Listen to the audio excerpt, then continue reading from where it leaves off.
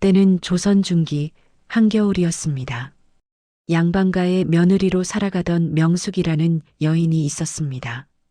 명숙은 착하고 부지런했지만 한 가지 큰 결점이 있었죠. 바로 5년이 지나도록 아이를 낳지 못한다는 것이었습니다. 당시 조선시대에는 칠거지약이라는 법이 있었습니다. 아내를 내쫓을 수 있는 7가지 이유를 정해놓은 것이죠. 그 중 하나가 바로 무자, 즉 자식을 낳지 못하는 것이었습니다. 명숙의 시어머니 박씨 부인은 냉정했습니다. 내가 우리 집안의 대를 끊으려 하느냐? 당장 이 집에서 나가거라. 남편 이선비는 아무 말도 하지 못했습니다. 어머니의 명령 앞에서 그는 무력했죠. 눈보라가 몰아치는 추운 겨울날, 명숙은 단돈 80냥만 쥔 채 집에서 쫓겨났습니다. 친정 부모님은 이미 돌아가신 지 오래였고 의지할 곳은 어디에도 없었습니다. 이제 어디로 가야 하나? 명숙은 눈물을 흘리며 정처 없이 걸었습니다. 발은 얼어붙고 몸은 떨렸지만 그녀에게는 선택지가 없었습니다. 며칠을 걸어 도착한 곳은 한 작은 마을의 장터였습니다. 장터는 활기차 보였지만 명숙의 마음은 온통 어둠뿐이었습니다. 그녀는 이 80냥으로 어떻게든 작은 방이라도 얻어 살아가야 한다고 생각했습니다. 그때였습니다. 살려주세요. 제발 저희를 데려가지 마세요. 어린아이들의 울음소리가 장터 한복판에서 들려왔습니다. 명숙이 소리가 나는 곳으로 가보니 5명의 어린아이들이 울고 있었습니다. 아이들은 남루한 옷을 입고 있었고 얼굴은 때로 뒤덮여 있었습니다. 한 사내가 아이들을 밧줄로 묶어 끌고 가려 했습니다. 이놈들아, 조용히 안 해? 너희 부모가 빚을 갚지 못했으니 너희가 그 값을 치러야 한다. 싫어요. 우리 아버지는 죽었어요. 어머니도 돌아가셨다고요. 아이들은 필사적으로 저항했지만 사내는 거칠게 아이들을 끌었습니다. 주변 사람들은 안타까운 표정을 지었지만 아무도 나서지 않았습니다. 빚은 빚이니까요. 명숙은 가슴이 찢어지는 것 같았습니다. 저 아이들, 저렇게 끌려가면 노예로 팔려갈 텐데. 그녀는 자신도 모르게 앞으로 나섰습니다. 잠깐만요. 그 아이들의 빚이 얼마인데요? 사내는 명숙을 위아래로 훑어보며 비웃었습니다. 80냥이요.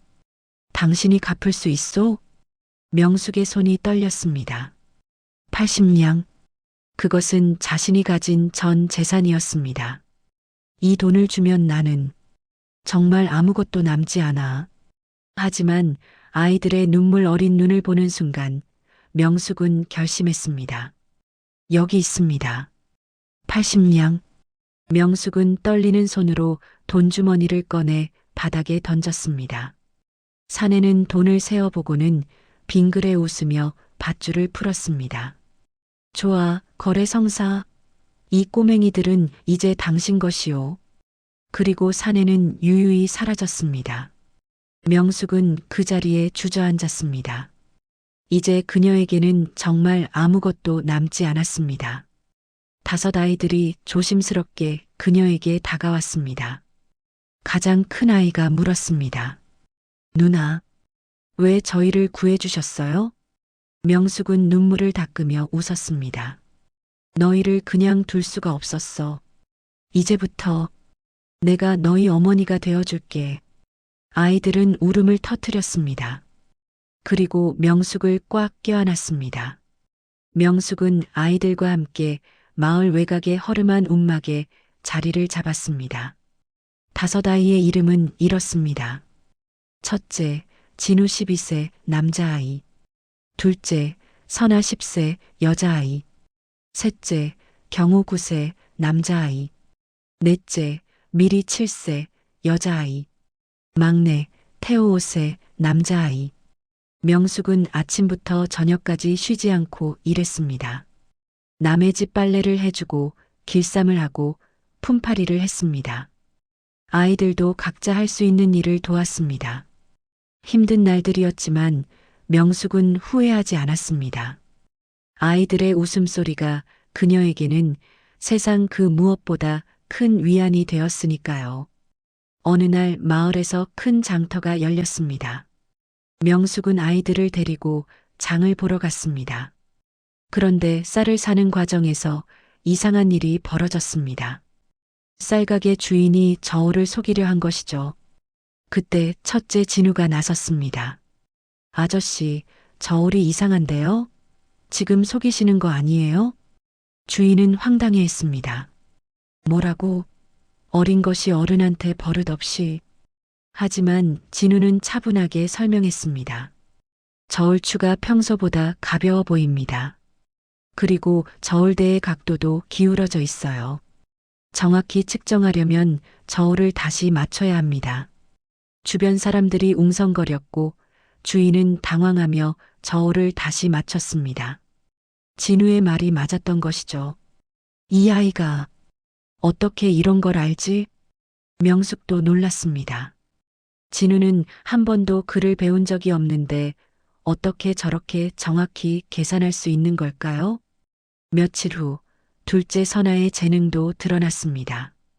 마을의 한 할머니가 아파서 누워 계셨는데 의원을 부를 돈이 없었습니다. 선아는 할머니를 찾아가 이렇게 말했습니다. 할머니, 제가 약초를 좀 알아요. 산에서 약초를 캐다 드릴게요. 선아는 산으로 올라가 여러 약초를 캐왔습니다. 그리고 그것을 다려 할머니께 드렸습니다. 놀랍게도 며칠 후 할머니는 건강을 회복했습니다. 선아야, 내가 나를 살렸구나. 고맙다. 마을 사람들은 선아를 신기하게 바라봤습니다. 저 아이가 어떻게 약초를 구별할 줄 알지? 정말 신기한 아이로구만. 셋째 경우는 활을 잘 쏘았습니다. 어느 날 마을에 맹수가 나타나 가축들을 해쳤습니다. 마을 사람들은 두려움에 떨었죠. 경호는 나무로 만든 활과 화살을 들고 숲으로 들어갔습니다. 경호야, 위험해. 돌아와. 명숙이 소리쳤지만 경호는 웃으며 대답했습니다. 어머니, 걱정 마세요. 제가 해치울게요. 그리고 정말로 경호는 맹수를 쫓아내는데 성공했습니다. 마을 사람들은 환호했습니다. 넷째 미리는 노래와 춤에 천재적이었습니다. 마을 잔치에서 미리가 노래를 부르자 사람들은 모두 감동에 빠졌습니다. 이렇게 아름다운 목소리는 처음 들어본다. 마치 선녀가 노래하는 것 같구나. 미리의 춤은 더욱 놀라웠습니다. 한 번도 배운 적 없는데 마치 궁중 무희처럼 우아하고 아름다웠습니다. 막내 태호는 비록 어렸지만 사람들의 마음을 읽는 듯한 능력이 있었습니다. 누가 슬퍼하면 다가가 위로했고 누가 화나면 웃기려 애썼습니다. 태호야, 넌 참 따뜻한 아이구나. 명숙은 태호를 안으며 눈물을 흘렸습니다. 다섯 아이들의 재능은 곧 마을 전체에 소문이 났습니다. 명숙이라는 과부가 키우는 아이들이 모두 천재래. 정말 신기한 일이야. 저렇게 가난한데 어떻게 저런 아이들이? 사람들은 명숙과 아이들을 칭찬했습니다. 하지만 모두가 좋게만 본 것은 아니었습니다. 소문은 멀리까지 퍼졌고 결국 명숙을 쫓아낸 시어머니 박씨 부인의 귀에까지 들어갔습니다. 뭐라고? 명숙이가 천재 아이들을 키우고 있다고? 박씨 부인은 분노에 떨었습니다. 내가 쫓아낸 그 여자가 잘 살고 있다니. 이건 우리 집의 복을 훔쳐간 거야. 박씨 부인은 곧바로 하인들을 이끌고 명숙이 사는 마을로 향했습니다. 어느 날 저녁 명숙의 집 문을 거칠게 두드리는 소리가 들렸습니다. 문 열어라. 박씨 부인께서 오셨다. 명숙은 가슴이 철렁했습니다. 박씨 부인, 자신을 쫓아낸 그 무서운 시어머니가 왜 여기까지 온 걸까요? 문을 열자 박씨 부인이 거만한 표정으로 서 있었습니다. 오랜만이구나, 명수가. 시어머님, 무슨 일로 오셨습니까? 박 씨 부인은 비웃으며 말했습니다. 내가 키운다는 아이들을 보러 왔다. 소문이 대단하더구나. 그런데 말이다. 박 씨 부인은 집안을 둘러보며 계속 말했습니다. 내가 우리 집을 떠날 때 몰래 가져간 돈이 있지? 그 돈으로 이 아이들을 샀다며? 명숙은 어이가 없었습니다. 무슨 말씀이십니까? 저는 아무것도 훔치지 않았습니다. 거짓말 마라. 내가 떠난 후 우리 집에서 돈 200냥이 사라졌다. 내가 가져간 게 분명해. 박 씨 부인은 억지를 부리고 있었습니다. 하지만 그녀에게는 목적이 있었죠. 명숙과 아이들을 괴롭히고 가능하면 아이들을 빼앗아 자신의 집안을 위해 이용하려는 것이었습니다. 당장 그 돈을 갚아라. 아니면 이 아이들을 데려가겠다. 명숙은 눈물을 흘렸습니다. 저는 정말 아무것도 훔치지 않았습니다. 그때였습니다. 첫째 진우가 나섰습니다. 할머니, 잠깐만요. 박 씨 부인은 진우를 노려봤습니다. 뭐, 어린 것이 감히? 진우는 차분하게 말했습니다. 할머니께서 우리 어머니를 쫓아낸 것은 5년 전 겨울입니다. 그때 할머니께서는 어머니에게 80냥을 주셨다고 들었습니다. 그런데 지금 200냥을 훔쳐갔다고 하시는 건 모순입니다. 뭐라고? 게다가 조선의 법에 따르면 증거 없이 남을 도둑으로 몰아가는 것은 무고죄에 해당합니다. 대명률 제386조에 명시되어 있습니다. 박 씨 부인은 당황했습니다. 이놈이 어디서 법을 배웠다고. 이번에는 둘째 선아가 나섰습니다. 할머니가 입고 계신 그 비단옷. 옷감이 좀 이상한데요? 제가 천을 좀 봐왔는데 그 옷은 작년에 유행했던 재고품 같아요. 진짜 양반가 부인이라면 최신 옷을 입으셨을 텐데. 선아의 말에 주변에 모여든 마을 사람들이 웅성거렸습니다. 정말 그러네. 저 부인 허세 부리는 거 아냐? 박 씨 부인은 얼굴이 새빨개졌습니다. 감히 나를 모욕해. 셋째 경우가 나섰습니다. 할머니, 우리 어머니를 괴롭히지 마세요. 법적으로 잘못된 것은 할머니입니다. 넷째 미리와 막내 태호도 함께 외쳤습니다. 우리 엄마 괴롭히지 마세요. 박 씨 부인은 망신을 당한 채 분노하며 물러났습니다. 두고 보자. 내가 가만두지 않을 거다. 박 씨 부인은 마을로 돌아가 더 악랄한 계획을 세웠습니다. 고리대 금업자 장 씨를 불러라. 내가 일을 하나 시키겠다. 장 씨는 마을에서 악명 높은 고리대 금업자였습니다. 부인, 무슨 일이십니까? 명숙이라는 과부가 있다. 그 여자와 아이들을 파멸시켜라. 방법은 내가 알아서 하고. 장 씨는 비열하게 웃었습니다. 알겠습니다. 제가 잘 처리하겠습니다. 며칠 후 장 씨는 명숙에게 접근했습니다. 과부님, 제가 좋은 일자리를 소개해 드리겠습니다. 돈도 많이 벌 수 있습니다. 명숙은 의심스러웠지만 아이들을 먹여 살리기 위해서는 돈이 필요했습니다. 무슨 일인데요? 한양의 큰 저택에서 일할 사람을 찾고 있습니다. 하지만 계약금으로 먼저 300냥을 빌려야 합니다. 300냥이요? 그런 큰 돈은 없는데요. 걱정 마십시오. 제가 빌려드리겠습니다. 이자는 한 달에 10%만 받겠습니다. 명숙은 고민했습니다. 10%라니 너무 높은 이자 아닌가? 하지만 장 씨는 계속 유혹했습니다.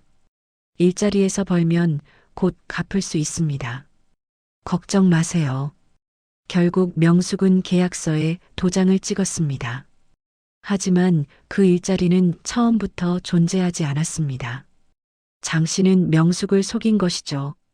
며칠 후 장 씨는 명숙을 찾아와 돈을 갚으라고 협박했습니다. 300냥의 이자까지 합치면 지금 500냥입니다. 당장 갚으시죠. 뭐라고요? 이제 겨우 며칠 지났는데 벌써 500냥이요? 계약서를 안 읽어보셨습니까? 여기 보세요. 1일 복리 이자라고 써 있습니다. 명숙은 계약서를 다시 봤지만 글을 잘 읽지 못하는 그녀는 속수무책이었습니다.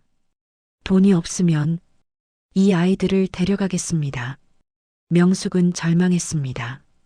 그날 밤 진우와 경호는 마을의 관아로 향했습니다. 형, 우리가 직접 관가에 호소하자. 저 장씨는 분명 사기꾼이야. 그래, 우리가 어머니를 지켜야 해. 하지만 관아에 도착했을 때 포졸들이 아이들을 막았습니다. 너희 같은 거지 아이들이 무슨 일로 관아에 왔느냐? 저희 어머니가 사기를 당했습니다. 제발 도와주세요. 쓸데없는 소리 말고 썩 꺼져라. 진우와 경호는 절망했습니다. 그때 관아의 객사에서 한 노인이 창문을 통해 밖을 내다보고 있었습니다. 그는 바로 조선의 호조판서 정대감이었습니다. 정대감은 지방 순시를 나온 길에 이 마을에 머물고 있었습니다. 밖이 왜 이렇게 시끄럽지? 정대감은 아이들의 울음소리를 듣고 가슴이 아팠습니다.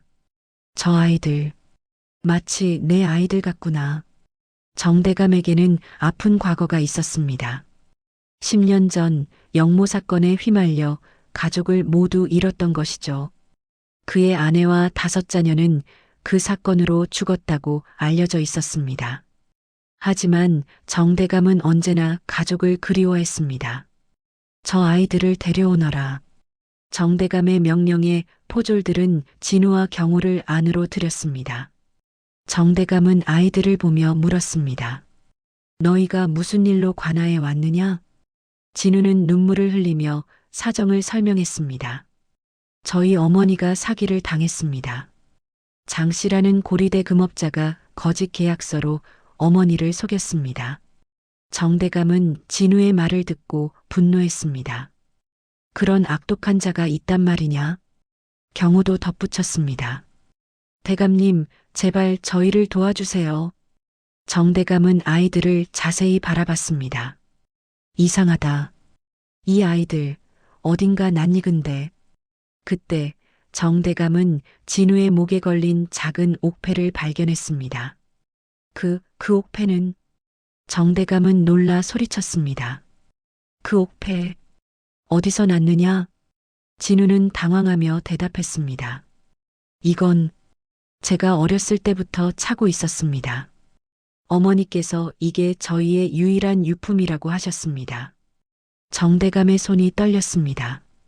혹시 내 형제가 몇 명이냐? 5명입니다. 저와 동생들. 정대감은 가슴이 터질 것 같았습니다. 5명. 그리고 이 옥패. 정대감은 급히 아이들에게 다가가 얼굴을 자세히 살폈습니다. 진우의 귀 뒤에는 작은 붉은 점이 있었습니다. 그것은 정씨 가문의 직계 혈통에게만 나타나는 표식이었습니다. 이럴 수가. 너희가 내 아이들이란 말이냐?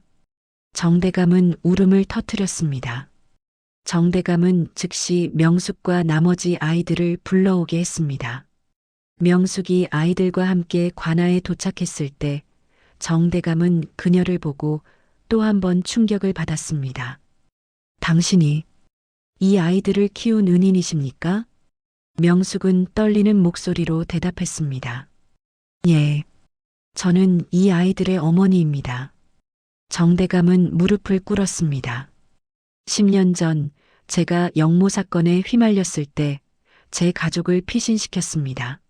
하지만 아내는 도중에 병으로 죽고 아이들은 행방불명되었습니다. 정대감은 눈물을 흘리며 계속 말했습니다. 그런데 그 아이들이 당신이 키워주셨다니 정말 감사합니다. 명숙도 눈물을 흘렸습니다. 저는 그저 제가 할 수 있는 일을 했을 뿐입니다. 5 아이들도 울음을 터뜨렸습니다.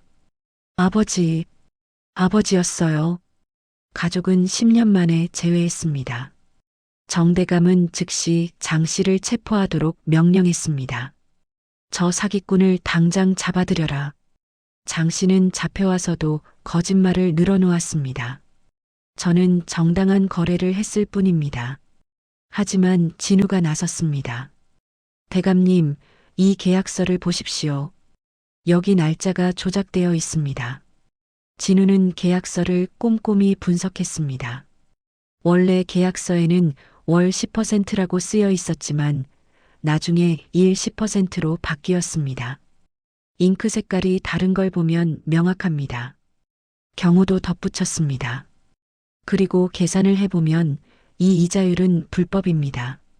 조선의 법에서는 연 20% 이상의 이자를 금지하고 있습니다. 선아는 장 씨의 뒤를 조사했습니다. 대감님, 장 씨는 박 씨 부인과 공모한 것 같습니다. 제가 마을에서 수소문해 보니 박 씨 부인이 장 씨에게 돈을 주고 우리를 괴롭히라고 시켰다고 합니다. 정대감은 분노에 떨었습니다. 박 씨 부인을 당장 잡아오너라.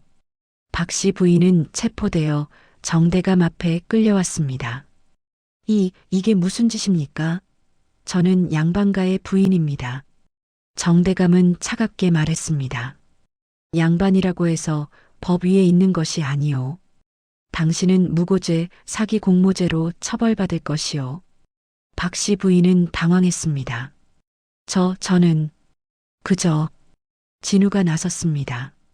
대명률 제386조에 따르면 무고죄는 유배형에 처해집니다. 미리가 덧붙였습니다. 그리고 우리 어머니를 쫓아낸 것도 부당합니다. 조선의 법에서는 며느리를 함부로 쫓아낼 수 없습니다. 태호도 외쳤습니다. 나쁜 할머니, 벌 받아야 해요. 결국 박 씨 부인과 장 씨는 법의 심판을 받고 유배형에 처해졌습니다. 명숙은 눈물을 흘렸습니다. 정말 정의가 이루어졌군요. 사건이 마무리된 후 정대감은 명숙에게 무릎을 꿇었습니다. 은인이시여, 제 아이들을 살려주시고 키워주신 은혜를 어찌 갚아야 할지 모르겠습니다. 명숙은 당황했습니다. 대감님, 일어나십시오. 저는 그저 제가 할 일을 했을 뿐입니다. 정대감은 진지하게 말했습니다. 은인이시여. 아니, 명숙 씨. 제게는 아직 아내가 없습니다. 10년 전 아내를 잃은 후 재혼하지 않았습니다. 명숙은 가슴이 두근거렸습니다. 그게 무슨 말씀이신지 제 아내가 되어 주십시오. 그리고 이 아이들의 진짜 어머니가 되어 주십시오. 아이들도 외쳤습니다. 어머니, 제발 아버지와 함께 해주세요. 우리는 어머니 없이는 못 살아요. 명숙은 눈물을 흘리며 고개를 끄덕였습니다. 예, 제가 어머니가 되겠습니다. 10년이 흘렀습니다. 진우는 과거에 장원급제하여 조선 최고의 학자가 되었습니다. 선아는 의녀로서 수많은 사람들을 치료하며 존경받는 인물이 되었습니다. 경호는 묵과에 급제하여 장군이 되었습니다. 미리는 궁중 악사가 되어 임금 앞에서 노래를 불렀습니다. 태호는 성균관의 교수가 되어 후학을 양성했습니다. 명숙은 정경 부인의 품계를 받아 조선에서 가장 존경받는 여인이 되었습니다. 어느 날 명숙의 옛 남편 이선비가 거지가 되어 한양을 떠돌다 우연히 정대감 댁 잔치에 흘러들어왔습니다. 그는 자신이 쫓아낸 명숙이 조선에서 가장 행복한 여인이 된 것을 보고 후회의 눈물을 흘렸습니다. 내가 얼마나 어리석었던가. 명숙은 99칸 대저택의 마루에 가족들과 둘러앉아 있었습니다. 정대감이 명숙의 손을 잡으며 말했습니다. 당신 덕분에 제 인생이 완성되었소. 명숙은 웃으며 대답했습니다. 저야말로 이 아이들 덕분에 행복을 찾았습니다. 5 아이들이 함께 외쳤습니다. 어머니 사랑합니다. 명숙은 눈물을 흘렸습니다. 10년 전 내가 80냥을 주고 산 것은 단순히 아이들이 아니었어. 나의 인생이었고, 나의 행복이었고, 이 세상 그 무엇과도 바꿀 수 없는 기적이었어. 밤하늘에 별이 빛났고, 온 가족이 서로를 껴안으며 행복을 나눴습니다. 자, 여러분. 이렇게 해서 거지 오남매를 데려온 쫓겨난 여인의 기적 이야기가 끝났습니다. 이 이야기가 우리에게 주는 교훈은 무엇일까요? 첫째, 진정한 사랑은 혈연을 뛰어넘는다는 것입니다. 명숙은 아이들을 낳지 않았지만 진심으로 사랑하며 키웠습니다. 둘째, 선한 행동은 결국 보상받는다는 것입니다. 명숙이 자신의 전 재산을 던져 아이들을 구한 것이 결국 자신의 인생을 바꾸는 계기가 되었죠. 셋째, 정의는 반드시 승리한다는 것입니다. 악한 사람들은 결국 벌을 받고 선한 사람들은 행복을 찾았습니다. 이 이야기를 듣고 여러분은 어떤 생각이 드시나요? 댓글로 여러분의 생각을 남겨주세요. 그럼 오늘 영상은 여기서 마치겠습니다. 구독과 좋아요, 알림 설정 부탁드립니다.